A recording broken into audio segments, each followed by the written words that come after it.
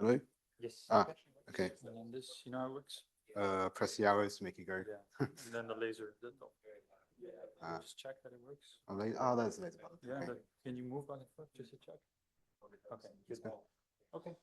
Right. Right. Okay. So next up is Andrew Swan, also from the University of Ljubljana, who will talk about the cohomology of natural numbers in cubical assemblies. All right. Yeah. Okay. Yeah. Cohomology of natural numbers in cubical assemblies. In my algebraic topology class a long time ago, they actually skipped over cohomology, so I used to find it quite a kind of mysterious thing. But luckily, there's some people in Hot came up with a nice formulation of cohomology in homotopy type theory, and this is a nice and simple definition so that I can understand it, and you can too.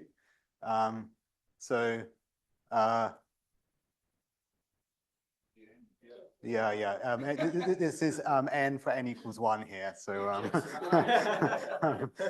When did you make this? N equals 1. Yeah, okay. The one here is the correct one. Okay.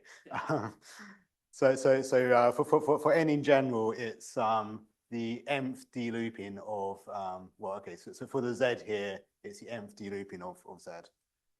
But for 1, it's the first d-looping of z, which is the circle S1. So to get the first cohomology group with integer coefficients for a type, so this is homotopy type theory, types of spaces. So you first look at maps from the space into the circle, and then we just take the zero truncation. Okay. So I'm always going to call these cohomology groups. That they are groups. You can always define a structure, but I'm not going to actually show you how that structure works today. Just I'm just going to call them groups. Okay. So there's kind of various reasons why you might be interested in cohomology, but one reason that I'm interested in cohomology is well, I'm a logician, and cohomology is kind of tied in with the axiom of choice. And so in particular, we have this kind of simple observation that if we have a projective type, then it's necessarily has a trivial cohomology group. So it's kind of very, very simple. So for each A, well, the circle's connected, so there exists some path from FA to the base point, where F is one of our elements of the function here. If A is projective, then we can choose paths, but then once you choose paths, we can use function extensionality or whatever to show that actually this is equal to the identity of the group. Well, okay. It's equal to the base point, and take my word that this is the identity of the group. So you're talking about type theory. Yeah. So S1, that's the Yeah. kind of type Yeah. So this is a homotopy type theory definition of S1, which is a high inductive type generated by one point and one loop from that point to itself.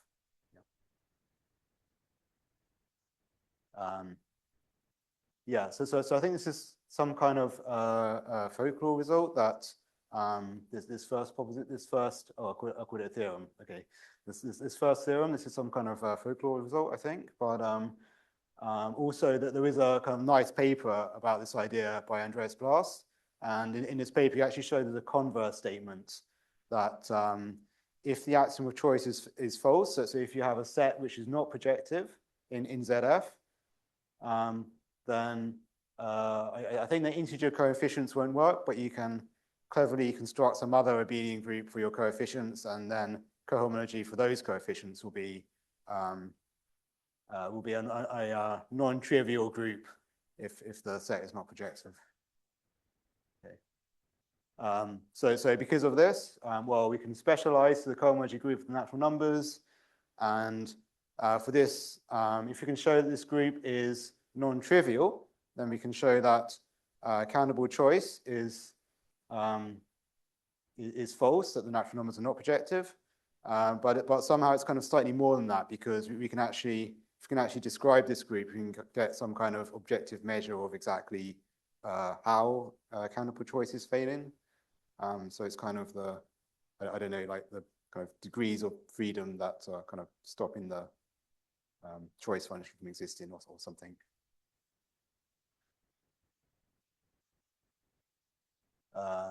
Okay. I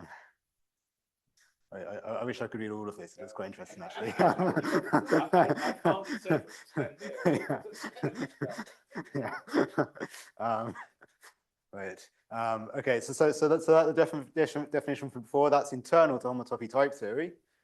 But in cohomology, like we often in like kind of classical cohomology, we have like actual groups, not groups internal to a topos, but like actual kind of groups in sets, or groups, as they're sometimes called. And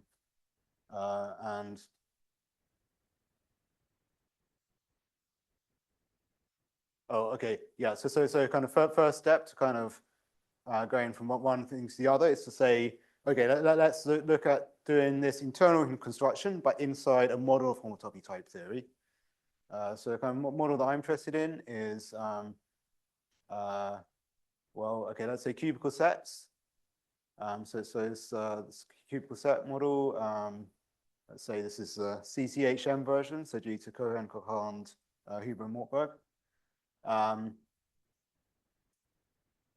It works for like a few variants of cubical sets here. So I just kind of wrote a list of technical conditions that I'm not going to come back to, just for like people who understand these conditions. That so the arguments I'm going to give only work for pre-sheaf topos. I need the interval object to be representable. Co-fibrations are kind of finitary. Yeah. So we'll just say for like everyone else who's maybe not seen this cubical set so much before, the kind of key point is that they have an interval object.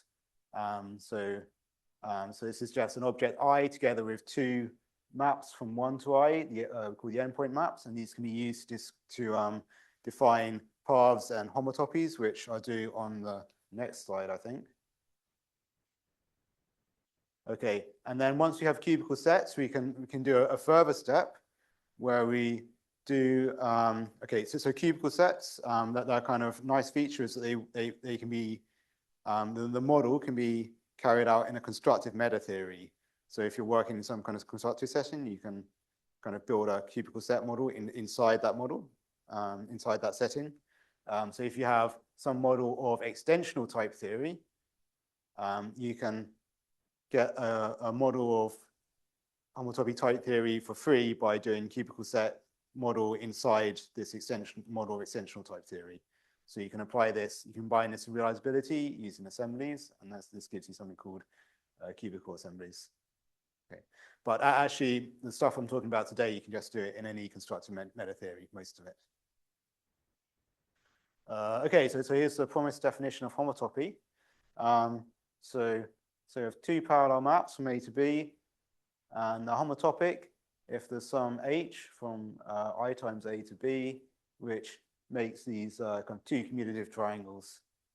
Okay. So obviously topological spaces have a interval object as well, the unit interval, and this is then the topological definition of homotopy. That's the same one as here. Okay, so the slides, the paths must be on the next slide, I think. Okay. Oh, okay, and an important application of homotopy today is that we can use it to take a group inside a model of homotopy type theory and then turn it into an external group, so a group just in sets.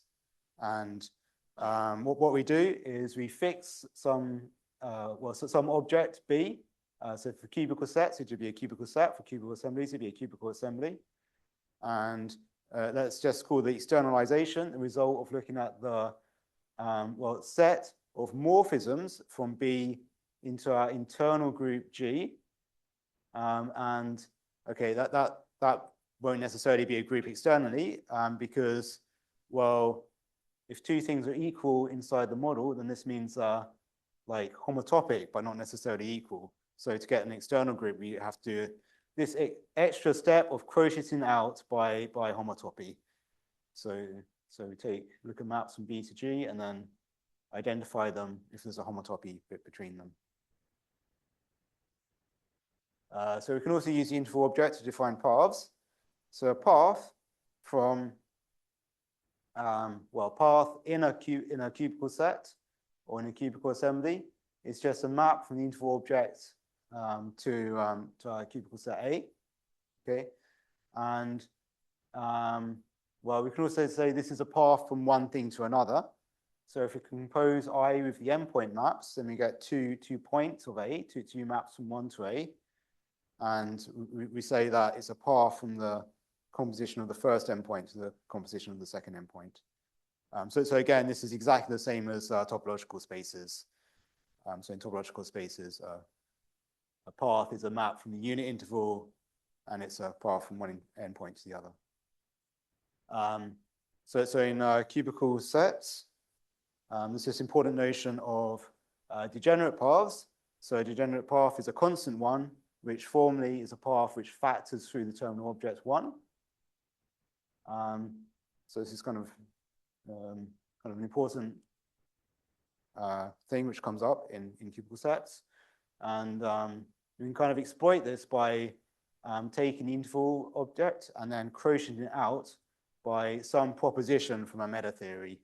So by crocheting, I mean we first take our proposition in our meta theory, and then we look at the cubical set on that, the constant cubical set on that proposition to get a cubical set, and then we can just take the co-equalizer to quotient. And then, this should be like looking at, okay, this is phrased a bit different. Phrased a bit wrong here. So, okay, yeah. So this second thing here, this is correct. So a path factors through this quotient if and only if P implies that the path is degenerate.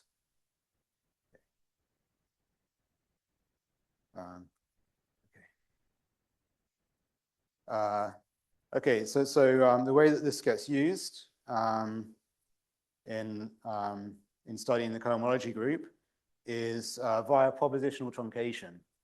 So for propositional truncations, they have these kind of two kind of key lemmas.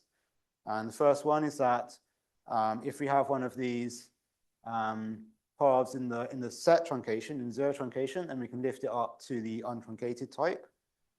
And the kind of second key point is that if we have two of these maps into the untruncated type A here, then they get identified in the quotient if and only if we have this kind of funny condition that either P is false or they're actually strictly equal, these two maps, F and G into A here. Okay. So, and then kind of the key idea is that actually propositional truncation is very well behaved in homotopy type theory. So, the high inductive type of propositional truncation just has two constructors. So it has point constructors, which needs to include A into the truncation. And then it has path constructors, which just freely add a path between any 2 points. And then so the idea is, if we look at how they're actually implemented in cubical sets, they end up as an inductive type. And the inductive type only has the things that are actually relevant to the propositional truncation. So every constructor of the inductive type that we end up with is either a point constructor or a path constructor. And we can use this to show that it's decidable whether or not an element of the truncation uses the path constructor or does not. Okay. And then you can just kind of and then so we can then apply this to the cohomology group of the natural numbers. So this is a particular set truncation of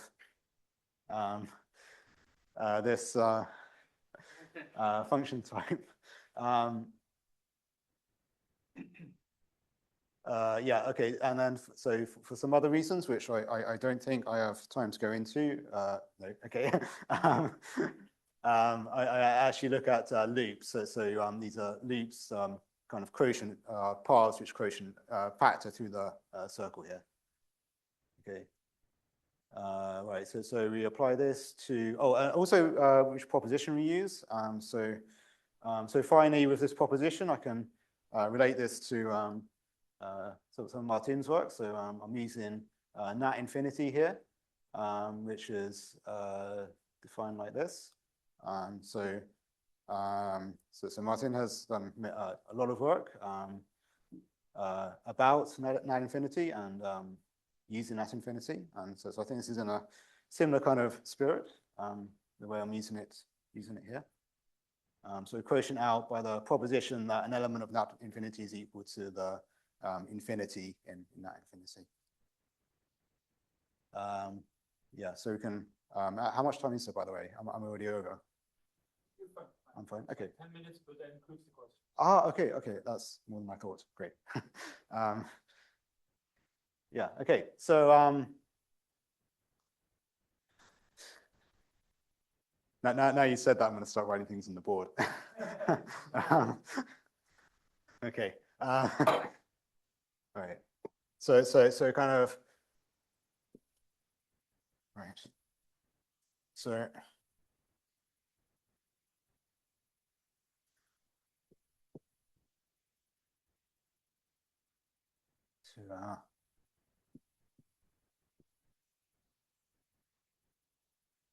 okay.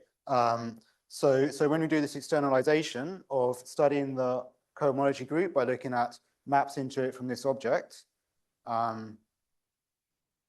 okay, yeah. This is what we're doing. We're studying this thing here by looking at maps from this object into it, okay? And we can go through a kind of bunch of steps to get a more explicit description of what these maps look like. And so first observation is that we can take any map here and like lift it up to a map here. Okay. And then this is kind of a bit easier for us to describe because we don't have this truncation in the way. And then we know that this group has to be a quotient of this group because you can take any element of this group and lift it up to an element up here. Okay. And then the kind of second step is that we can look at maps from S1 into this guy. And then, well, what we're doing then is looking at the subgroup of things which factor through this quotient. So we can kind of look at the group of maps from S1 into this guy, okay? And once we're doing that, we can describe it explicitly. So it's this, what I wrote down here, it's, okay, yeah, so if we then have the sigma type over all elements from that infinity, then it's actually z to that infinity times n, okay? And then if we look at the ones which factor through this quotient, it's exactly the subgroup such that if alpha is infinity, then g of alpha n is equal to 0 for all n, okay? And then we want to look at when we quotient an element of this group, when it gets identified with the identity down here. And then using the other lemma that I mentioned before, it's when either alpha is not equal to infinity or g alpha n is equal to 0 for all n. So it's when we can decide this. Okay. And then, so we can explicitly describe this as a particular quotient. And then, okay, and then to show that this is non-trivial, we can actually use a Barrowan counterexample. So we can show that if this group is trivial, then WLPO holds. And so, right. So the reason is, yeah, okay, yeah. So we just have this kind of trivial element of G here, which just takes alpha element of nat infinity as input, and then just view it as a binary, as a map from n to infinity. And then for this to be trivial, by our kind of condition for it to be trivial, this would have to imply WLPO that we can decide if alpha is equal to infinity or not equal to infinity. Yeah, so if you can combine this with realizability and then do a slightly different externalization that I don't have time for now, then we can get all these other descriptions. So we can show that we have a group which actually is infinite rank, contains a copy of the rationals, contains these other things which are called pure elements. Okay. But yeah, I mean, I think kind of in summary, you know, we can start saying these things about the cohomology group. So we actually have some kind of informative proof that countable choice is feigning in cubical sets. And the kind of key point is that actually it's like good things about cubical sets are causing this, like things that we want to be true, that it has, that it interacts well with cubical sets as a model of extensional type theory, and that propositional truncation is very well behaved. Like these are the things that we're using. And then we can actually get a kind of very explicit description of groups using realizability as well, which I think is nice. So I'll finish here, so thank you.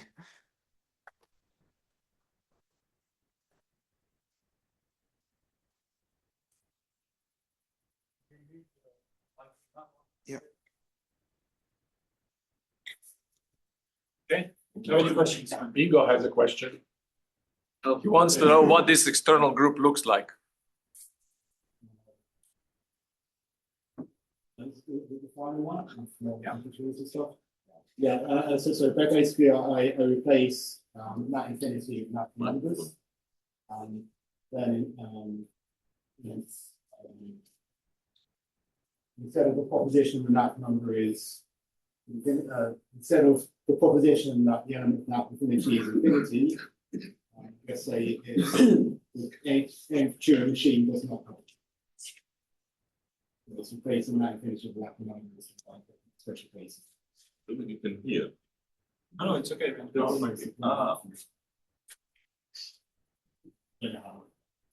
Is that a previously known group or is this a new unknown group? I couldn't find anything. Who would know it? Russians? Well, I don't know. A paid up member of the Union of Group Theorists. But I think Russians. Russians, well, we Yes, can't because ask they did them, a- can we? Because they did a lot of recursive mathematics in their days. Yeah, I was a bit intuitively confused, and this could be a me problem rather than the exposition, but the natural numbers has got the discrete topology on it. So whenever you're taking continuous maps, you kind of lose the information. The continuity information seems to be gone. And I also seem to remember that cohomology just becomes rather trivial if everything's discrete. So I've obviously missed something. So it becomes trivial if things are objective. And that's for mathematics, like discrete and objective are kind of the same. So okay. So what's going on here is you sort of change the family. yeah, it's because the natural numbers are not objective. And so one reason that we're natural numbers are not objective is because there's a kind of well, it's because you're, for example, inside a glass base model. Yeah. Yeah. Okay. Yeah, that's making much more sense now, and I can see where my reasons come up. Thank you. More questions? Bingo had a question. I think we answered. Did you have a second question? There's also one question from Gail. Wait, could you go back a few slides?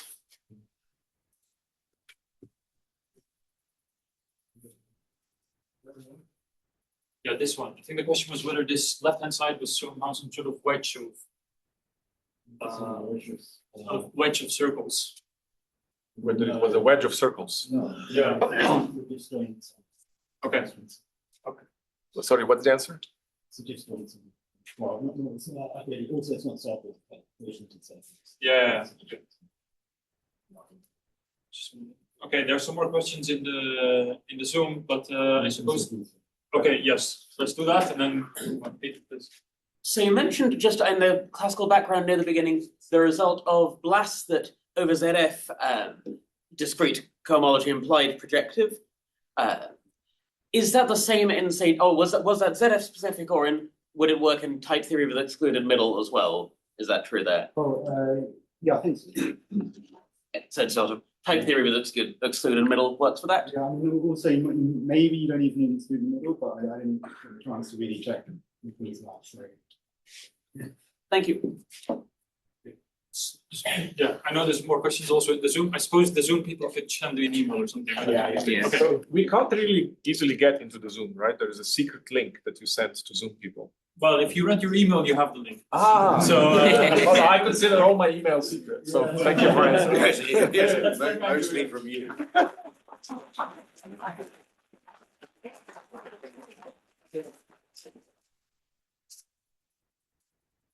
What do you mean, read my email?